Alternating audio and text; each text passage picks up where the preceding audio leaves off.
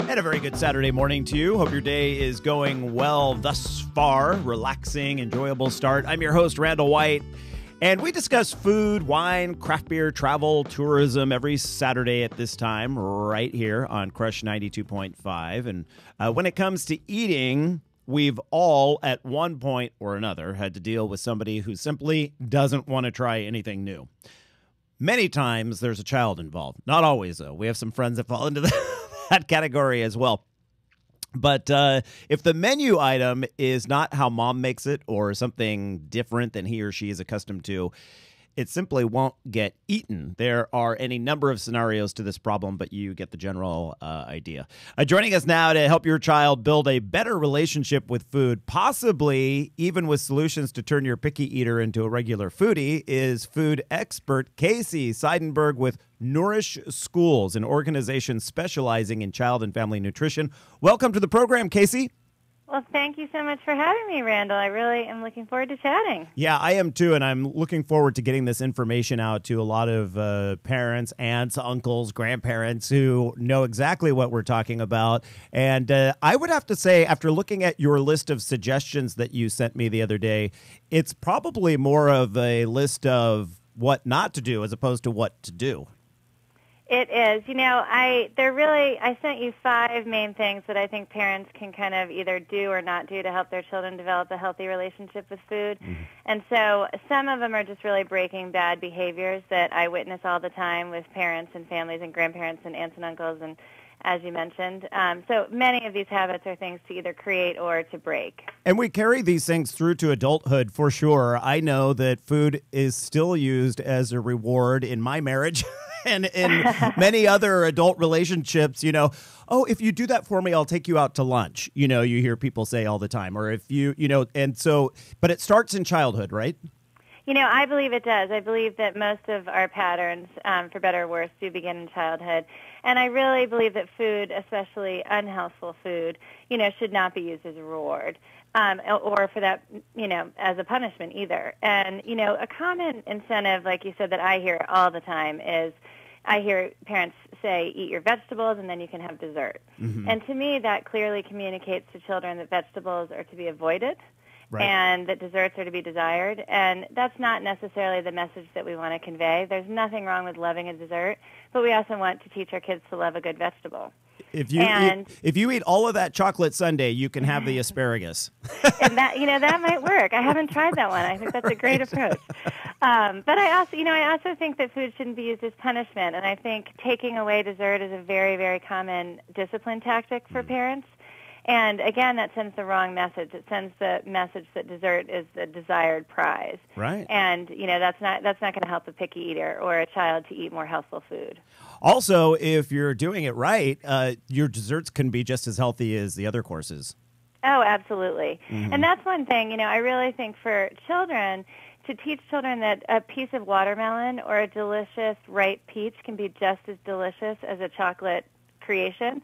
I mean, that's important because those wonderful ripe fruits can be absolutely just as tasty and sweet. Casey, if you get a peach that is in season, and, you know, right now we are in stone fruit season, it can be one of the best tasting things you've ever had. I can't even think of a dessert that could be put together that would be as satisfying as a perfectly ripe peach. I absolutely agree with you, and yeah. I love this season for that reason. Oh, I know, me too. we are going through boxes of peaches right now at home. I love it.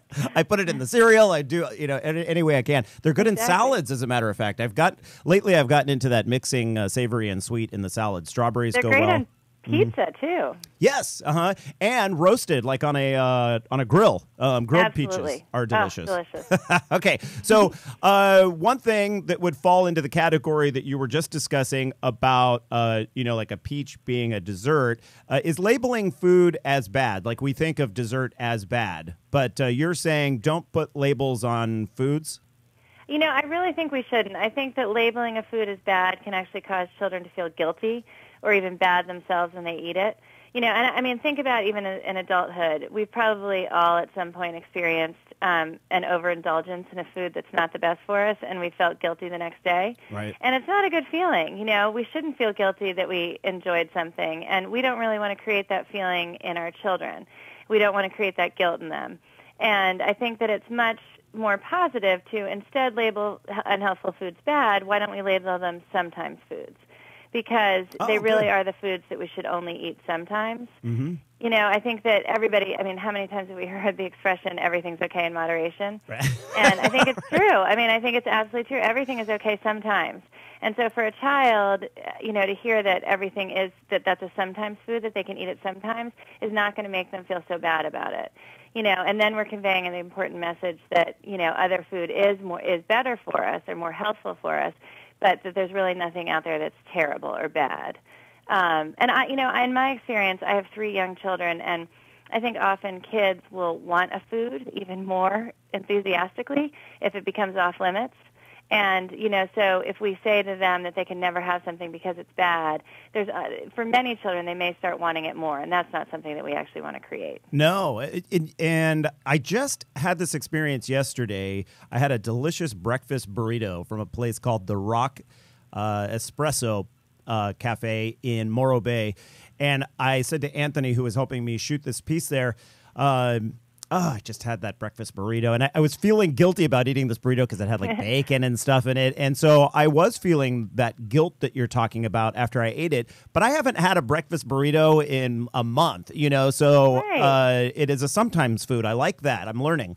And, you know, why don't we enjoy? I mean, I believe that food should be enjoyed, so I think there's a time and a place for everything. So there's a time for a little bit of overindulgence or too much bacon, but it's not all the time. It's just sometimes.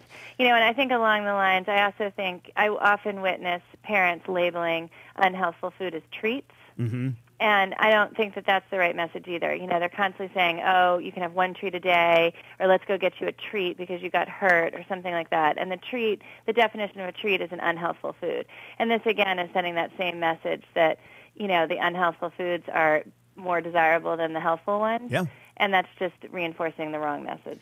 The old adage that we heard a lot growing up is the finish everything on your plate. So basically forcing a child to eat. Why would that not be a good situation? You know, I think that we as parents, we really want to teach our kids how to listen to their bodies. They're not going to be with us for for eternity. So they need to really learn how to determine when they are truly hungry and when they are not. Mm-hmm. And it's actually an incredible skill that I think many of us adults don't have. So we eat unconsciously and we eat too much, or we don't eat when we're really hungry. We just are off. And we don't know how to listen to our bodies. And a child who is forced to eat may never learn what it feels like to be actually hungry or truly full, and how to listen to his or her body. And, you know, I believe just like adults, sometimes kids just aren't hungry, and that's fine. You know, we don't need to force them to eat those 5 more bites or clear their plate, as you say. I'm actually a huge proponent of having a 1-bite rule at your table, so that kids are required to try 1 bite of everything on their plate, but then they're not forced to actually eat any large amounts when they're not hungry.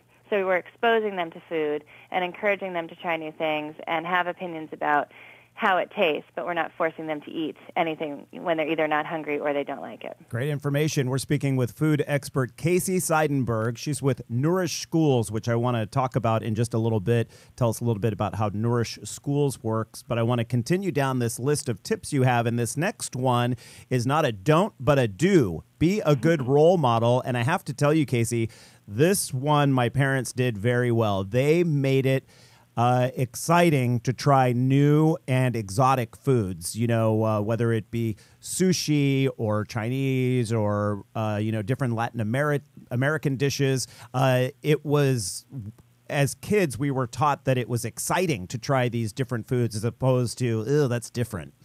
And look where you are. Look at your work. Yes. No, I know. It's so true. I am a product of my parents, for sure. Right. I agree. I think that it's really important for parents to model good eating for their children, and exploratory eating and enthusiastic eating. And, you know, kids they are watching what we're doing.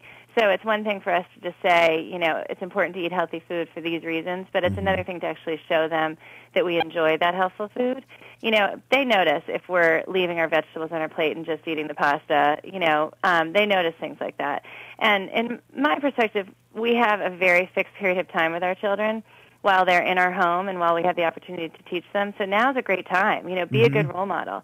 Show them how much joy you get in eating something that's healthy and how good it makes you feel and how you have all this energy. You know, I I also think part of being a role model is actually sitting and eating with your children. Mm-hmm. And I know that modern work schedules make it really, really difficult sometimes to get home for dinner, especially when children are young and they eat fairly early. But even once a week, I think if parents could actually eat together with their children would have an impact, and even more than that would be great, because it makes children feel special, like they're part of the family, and it really unifies a family.